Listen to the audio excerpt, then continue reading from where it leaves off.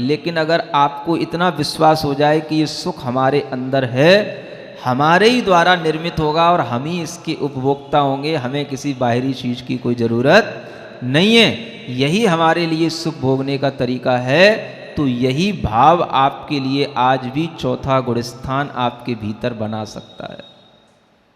और इसी से आपको सच्चे सुख की अभिलाषा उत्पन्न होगी और फिर आप प्रयत्न करेंगे तो एक दिन वह भी आएगा जब मुनि महाराज बन करके शुक्ल ध्यान में बैठोगे तो 10वें गुण स्थान के फल भी खाने में आएंगे। बीज तो वो पहले फल की पड़ती है। हाँ, आज ही आपने दिखाया है, आज ही हमको दे दो। कहाँ से दे दो? पहले बीज तो वो, खुद अपना बीज वो। हमारा बीज आपके काम नहीं आएगा, आपका हमारे काम नहीं आएगा। आपका बीज आपके ही काम आएगा। इसलिए सुख भोगने के लिए भी ज्ञान चाहिए। क्या चाहिए? इसलिए आगे की कारिका में लिखा है, आज तक मैंने जितने भी ज्ञेयों को जाना है उनको हमने सही रूप में जाना ही नहीं। सुन रहे हो? क्योंकि सुख कब मिलेगा? जब सही चीज की जानकारी होगी। जो भी जानने योग्य पदार्थ हैं उन सबका स्वरूप सही ढंग से जानोगे तभी आपके लिए वह ज्ञान सुख देगा, नहीं तो आपको कभी भी सुख की प्राप्ति नहीं होगी। सुख का और ज्ञान का अनुबंध है ना। इसलिए जो भी चीज आज हमारे जानने में आ रही है उसको हमने कभी यथार्थ में जाना नहीं। कोई भी ज्ञेय मेरे द्वारा स्पष्ट रूप से जानने में नहीं आता। किसी के बारे में भी आप स्पष्ट रूप से जान नहीं पाते।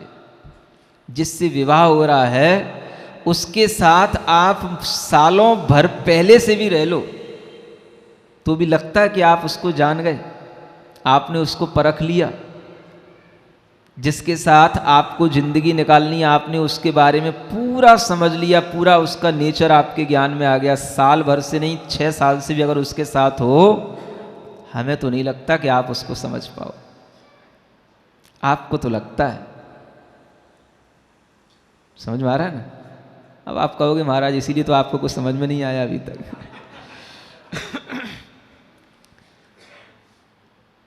कितना ही किसी के साथ रह लो, आप उसके बारे में स्पष्ट ज्ञान, जिसे हम कहते हैं यथार्थ ज्ञान, राइट नॉलेज, बिल्कुल एप्रोप्रिएट नॉलेज आपके लिए उसकी हो ही नहीं सकती है। और अगर हो जाती होती तो ऐसे केस हमें सुनने को क्यों मिलते हैं कि महाराज पहले तो इसका नेचर बड़ा अच्छा था और जब से शादी हुई है पता नहीं इसको किसने क्या सुंघा दिया है, इसका नेचर ही बदल गया। पहले ये जब मैं इसके साथ रहती थी, सुन रहे हो, मुझे बताते हैं लोग, अपने आप नहीं बोल रहा हूं मैं,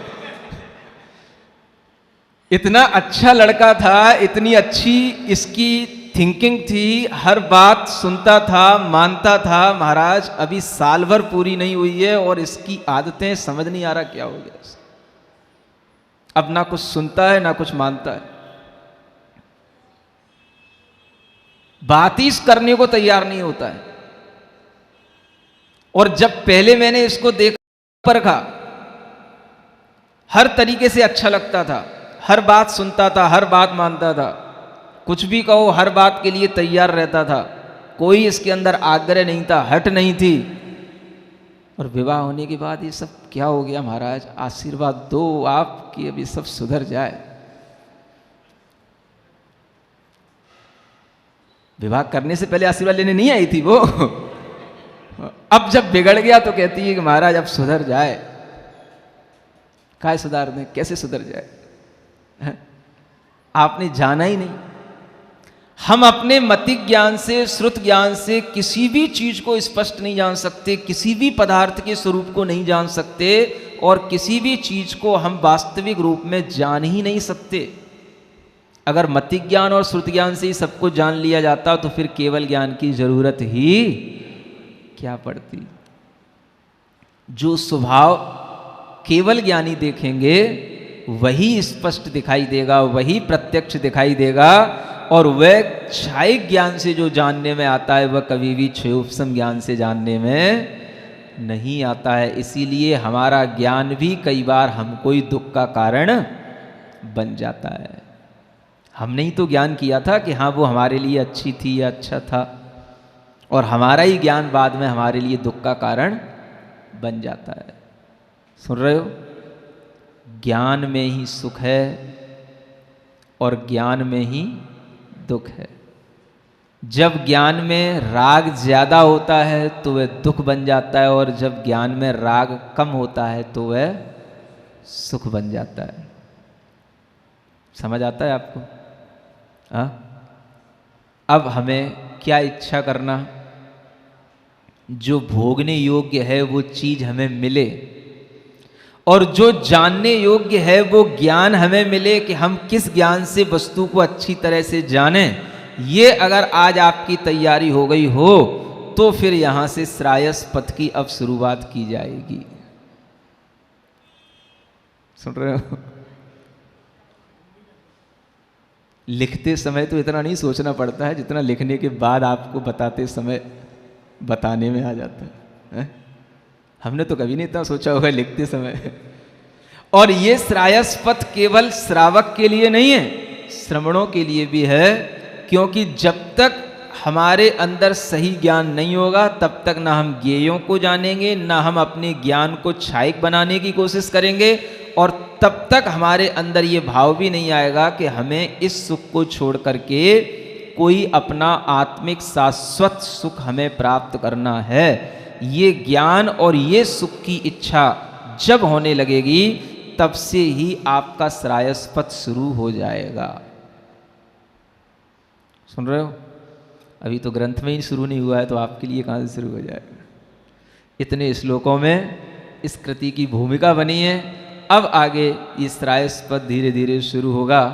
आप लोग सुनने आएंगे तो आपको आगे भी आगे सुनने को मिलता रहेगा। 2 मिनट थोड़ा सा शांत बैठने का प्रयास करें। कमर सीधी, गर्दन सीधी, आंखें बंद, अपनी श्वास पर ध्यान, पूरा ध्यान अपनी श्वास पर। पूरे शरीर में फैली हुई चेतना पर अपना ध्यान ले जाएं।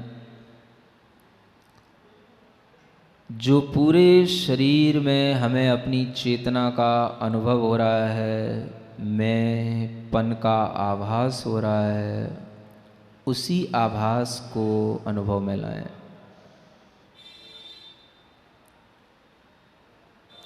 यह आभास जिन्हें पूर्ण चेतना के साथ होता है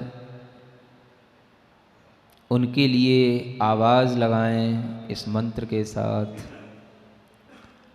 णमो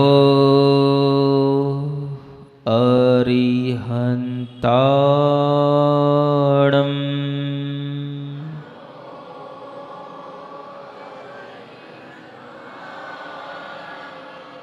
णमो सिद्धाणम्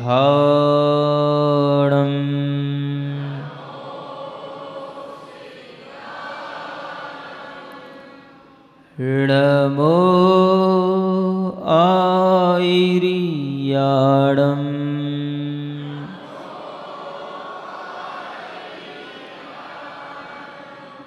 णमो उवज्झायाणम्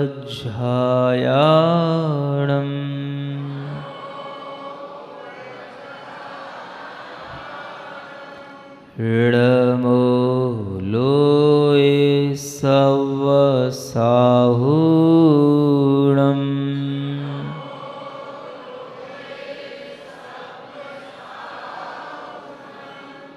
ॐ अर्हं नमः ॐ अर्हं नमः ॐ अर्हं नमः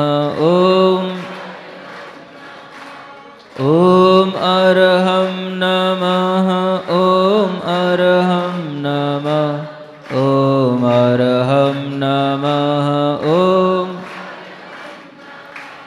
ॐ अर्हं नमः ॐ अर्हं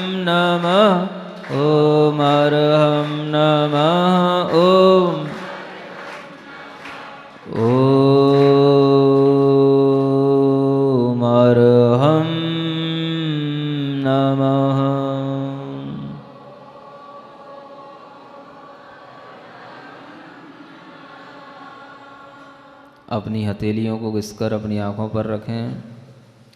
ओम अरहम परम शांति।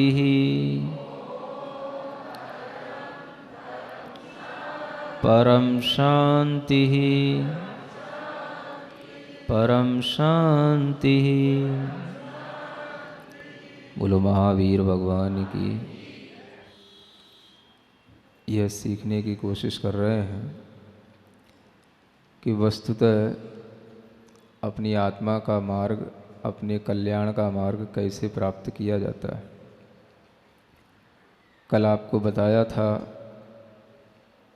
कि भोगने योग्य वस्तु कुछ और होती है, जानने योग्य वस्तु भी कुछ और है, और उसको हम कैसे भोगें, कैसे जानें, उसके लिए एक प्रक्रिया अब प्रारंभ होती है कि हम अच्छे मार्ग पर चलने के लिए सबसे पहले कहाँ से शुरुआत करें। यहाँ पर एक श्लोक के माध्यम से भाव दिया जा रहा है, देवागम गुरु तत्वम श्रद्धेयं परीक्ष्य पुरा ज्ञानेन पश्चाद्येनोभीत्या यमश्च नियमश्च चरितव्यः। कहा जा रहा है कि पहले तो हमें अपने ज्ञान से परीक्षा करके श्रद्धा करनी चाहिए। अपने ज्ञान से परीक्षा करके श्रद्धा करना चाहिए। देवागम गुरु तत्व, देव, आगम और गुरु, ये तीन चीज़ें सबसे पहले अपने ज्ञान से जानना और इनकी श्रद्धा करना। और इन्हीं तीन चीज़ों को यहाँ पर तत्व के रूप में कहा है, जैसा कि रत्नकंठ श्रावकाचार में आप सुन रहे हैं। देव, आगम और गुरु, इन्हीं से हमारे अंदर एक कोई नई चीज़ की शुरुआत होती है। इसलिए सबसे पहले हर व्यक्ति को अगर कहीं पर अपने लिए ये भाव आता है कि हम कैसे अपने मार्ग को आगे बढ़ाएं, कैसे हम अपनी आत्मा के गुण को प्राप्त करें, तो सबसे पहले यही कहा जाता है कि आप श्रद्धा समीचीन बनाएं, आस्था समीचीन बनाएं। और आस्था समीचीन आपकी नहीं हो, जिस पर आप कर रहे हैं श्रद्धा, वो श्रद्धा आपके लिए तो अच्छी हुई, लेकिन जिस पर श्रद्धा कर रहे हैं वो तत्व भी खराब होना चाहिए। आगम, देव और गुरु। देव का मतलब देवी देवता से नहीं है।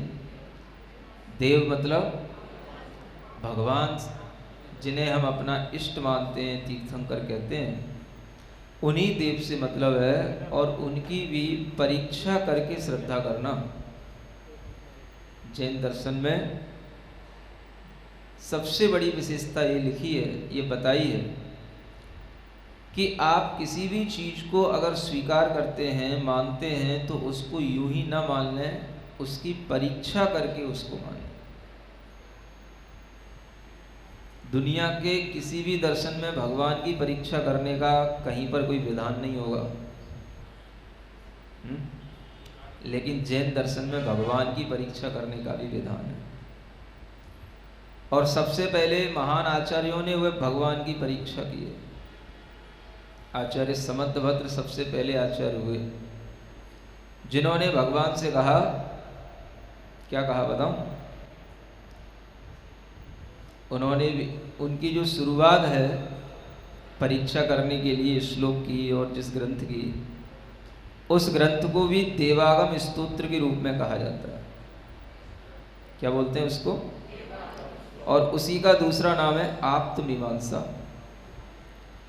यहाँ पर भी वही देवागम शब्द रखा हुआ है, तो वहीं से लिया गया है, देवागम गुरु तत्व। वहाँ वह आचार्य कहते हैं, भगवान देवागम नभो याने चामरादि विभूतय माया विश्वपि दृश्यन्ते नातस्तुमसि नो महान। ये सबसे पहला श्लोक है और यही मंगलाचरण है। भगवान से क्या कहते हैं? वहां पर देवागम का अर्थ देवों का आगमन है। सुन रहे हो, शब्द वही रहते हैं, अर्थ अलग अलग जगह बदल जाते हैं। तो वहां वे क्या कहते हैं कि हे भगवान, ना तस त्वमसि नो महान, आप इसलिए जो है महान नहीं हो कि आपके आगे पीछे देवता लोग घूम रहे हैं, आपका आकाश में गमन होता है, देवागम नभोयान है, देवों का आगमन हो रहा है, नभ माने आकाश में आप विहार कर रहे हैं। हा? चामर आदि विभूत, आपके आगे चामर छत्र लटक रहे हैं, इससे हम आपको भगवान मान लें? सामान्य व्यक्ति मान सकता है, अपन नहीं मान सकते। कौन कह रहा है?